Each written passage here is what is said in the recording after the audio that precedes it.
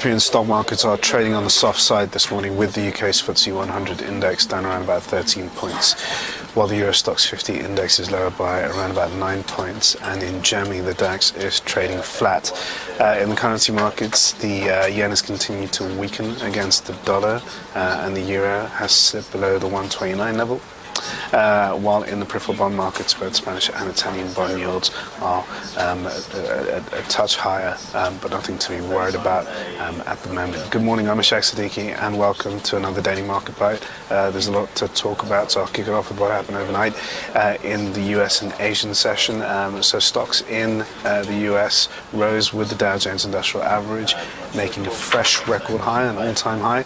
And in Asia, we had something of a similar effect with the Japanese Nikkei index pushing above the 15,000 mark for the first time in 5 years. So pretty bullish signals from both the Wall Street and the Asian market.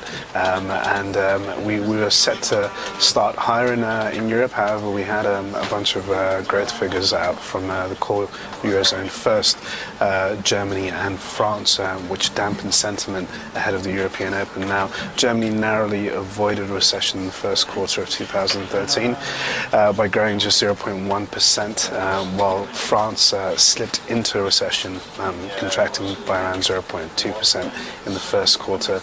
So pretty painful for both countries, particularly Germany, as is seen as a powerhouse of the region, and the fact that we've had a decent run of German economic data, and now we've had this poor first quarter release from Germany. It does suggest that the country lost a lot of momentum and started off weak. Started the year off on a pretty weak tone, and a lot of focus will now be on Germany to see how the country can kickstart growth. And there are elections in Germany in September, so it would be safe to assume that politicians, particularly Angela Merkel, will be under scrutiny after these poor figures. Now, going on to France, it's a similar issue in the sense that politicians there will be under pressure. The government has been seen to be quite behind the curve when it comes to implementing structural reforms. It has to be said, though, for the core Eurozone, much of the weakness can be attributed to the cold weather that we saw during the first quarter of 2013. So investors aren't really too worried about the GDP numbers as of yet. The whole Eurozone reading for the first quarter fell 0.2%, which is just below the 0.1% the market was calling for. The real worrying figure came out from Italy, where we saw a contraction of 0.5%. Now with Italy, it was stuck in political paralysis during the first quarter, so we did see a pressure on household spending and earnings on the whole, and just the general uncertainty in the periphery sapped the growth in Italy. But as I said, it's not something that has got the market in a big twist at the moment. Investors are worried about the situation in the Eurozone. It does. The numbers do suggest that we're going to stay in a recession for a little while longer. But on the flip side, it does also leave room for the European Central Bank to push out more stimulus measures. They have a number of options that they can consider, ranging from further cuts to interest rates to looking at negative deposit rates, or even buying asset-backed securities. So this may only go at some point to fuel the rally. So at the moment we are seeing a bit of a dip, but nothing too adverse. Now when it comes to the UK, we've also had economic data.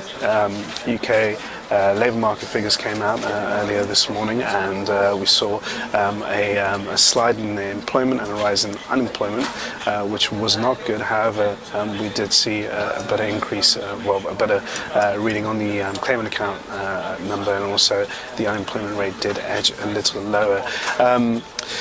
So when it comes to the UK data that came out, it's interesting in the sense that we've had a pretty strong batch of UK economic data releases leading up to the poor jobs number that we've seen today. It would be wrong to say it's poor. It was pretty mixed on the whole, but it does suggest that the labour market is struggling at the moment, and we need to see more progress within this particular market and facet of the UK economy to be a bit more positive on the UK as a whole. Now, at the same time, Mervyn King, the governor of the Bank of England, he is making his final statement at the Bank of England inflation report at the moment. There's a press conference going on, and they've given out their their forecast for 2013 GDP.